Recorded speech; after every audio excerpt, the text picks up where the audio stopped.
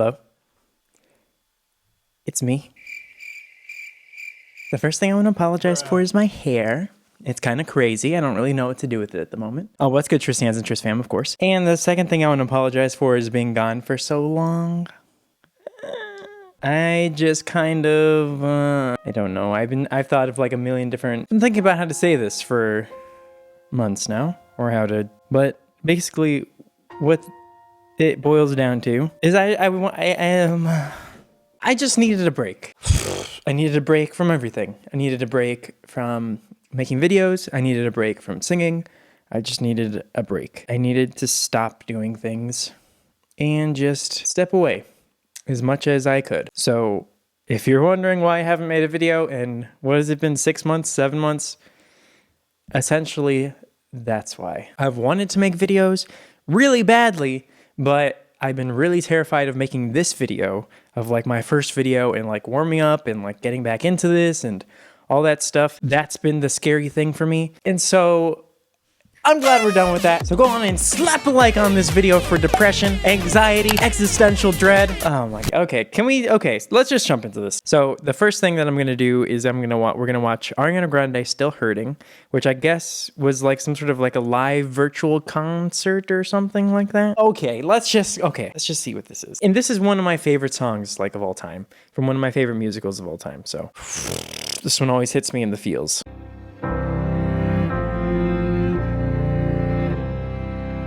Those beginning chords are so good. Jamie is over and Jamie is gone.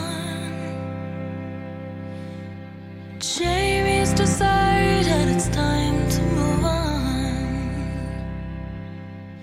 Jamie has new dreams he's building upon. And I'm still hurting.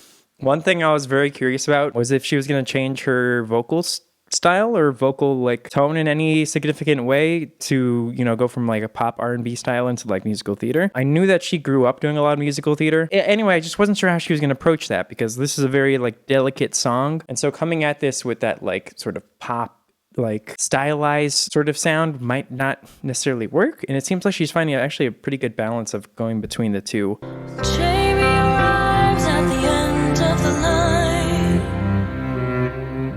Jamie's convinced that the problems are mine. So she's singing into a microphone that's normalizing the volume of her voice by a significant amount. I hear like her vocals are very, very compressed.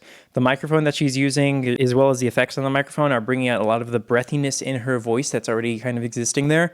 But she's singing with breath, but it's not super loud, if that makes sense. It's like at I would say maybe like a 2 out of 10 in volume, if that.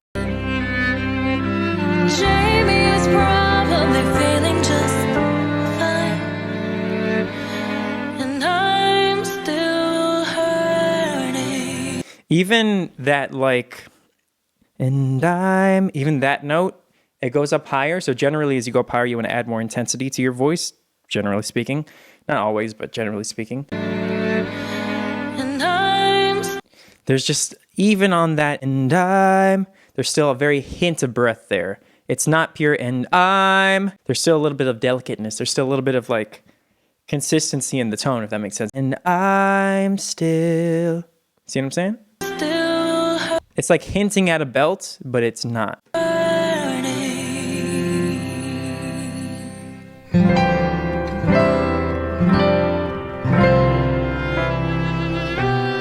What about lies, Jamie? What about things that you swore to be true? And so here she's, whatever you want to call this part of her voice, she's jumping into like the falsetto part of her voice. Really, really pretty, and it blends really, really well with everything else that's kind of breathy. What about you, Jamie? Very flawless transition. It's hard to even hear where it happens. Ooh, I really like that little, like, there's a little bit of style at the end of that phrase there. What about you? I like that.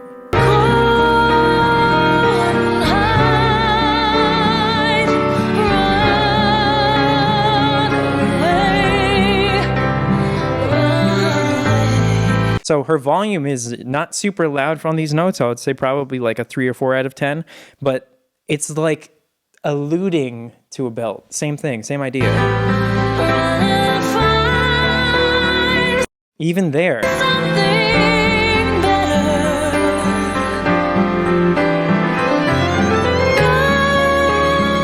Falsetto.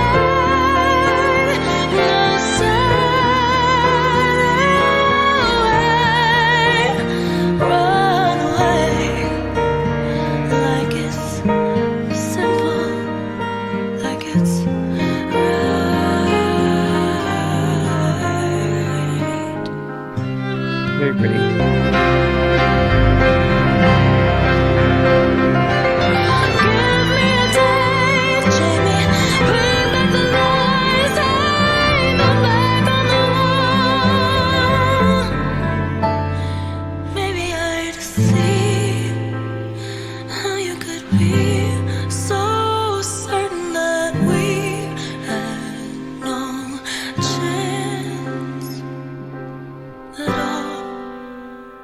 So up here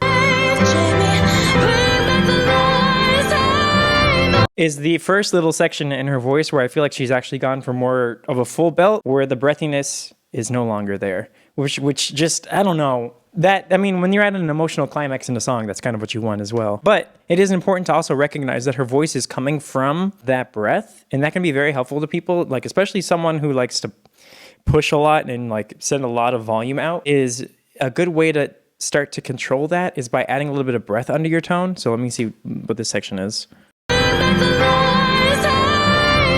So the whole thing is kind of coming from a place of breathiness.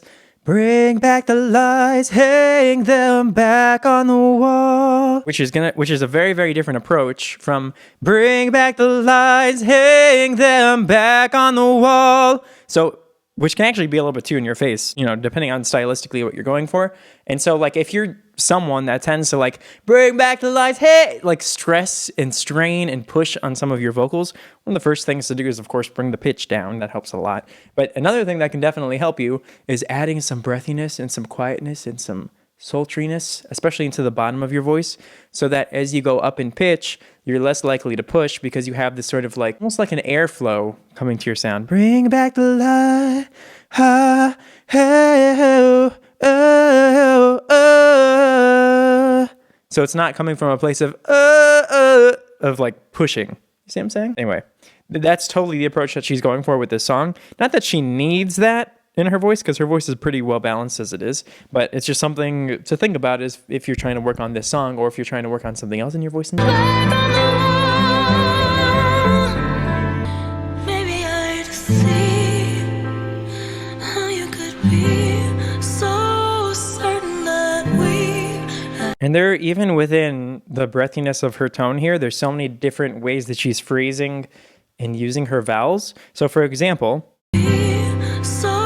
so certain that we. She's not making it like a sweet, almost like a controlled vowel. It's like a so.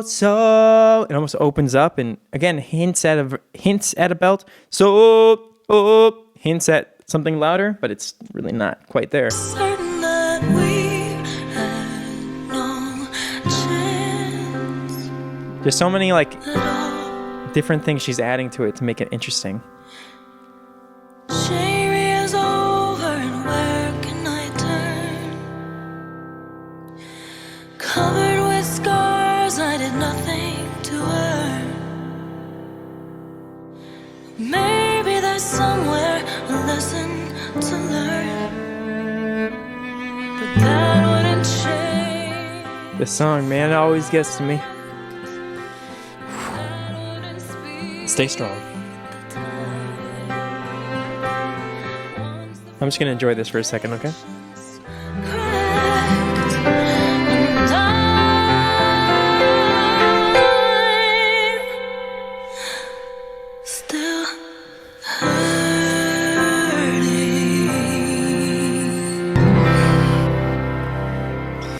It was very nice. Okay, 1 second. Okay, all right. Okay, we can talk about that little bit of a belt that she had at the end here. Again, It's all coming from a place of breathiness. So, dude, I got this like lump in my hair. We're gonna figure this out later. I'm a mess. I'm gonna be a mess for a little bit, you guys. Just gotta hang with me for a second here. But Once the foundations cracked, and so what she's doing on this particular note, it's an ah with an under it. If you imagine that ah with an and still. Well, actually, she does something called a diphthong, which is she transitions this vowel into an eem, and I. You see what I'm saying? She kind of like morphs it, which kind of changes the quality of the vowel. So it's not just pure like I'm, which is like technically the way that most vocal coaches say that you're supposed to do things, which makes sense because that's, you know, you don't want to screw things up as a beginner and whatever. But once you get more advanced, you can kind of morph it and play with it a little bit. I don't know. I think it's a really cool way of approaching that vowel because it lets you kind of bite it at the end. It lets you kind of oomph. I don't know. It's a cool way of approaching that. And then back into the breathiness. She did a really, really, really good job of finding a way to bring her current style, which is like which is breathy, stylized pop, but bringing it into musical theater and making it a little bit more, I dare to say, formal. Anyway, she did a really good job combining those two parts of her voice, and I'm glad I saved this video. Yeah, this is really nice. Anyway, thank you for watching Tristan and Tris fam. There's gonna be more videos. Get this shit out of my ear. Coming at you pretty soon. This first video is the hardest one, but I'm already starting to feel I'm getting my mojo back, baby. But all right, until next time, Tristan and Tris fam, I'm gonna record one more today, and then edit, and we're gonna see how things go, and then I'm gonna keep making more for you guys. And like I said, I'm gonna try my best to explore lots of different music and different artists and things like that. But I got a lot to catch up on, to be real with you. I got a lot of stuff. Anyway, peace out.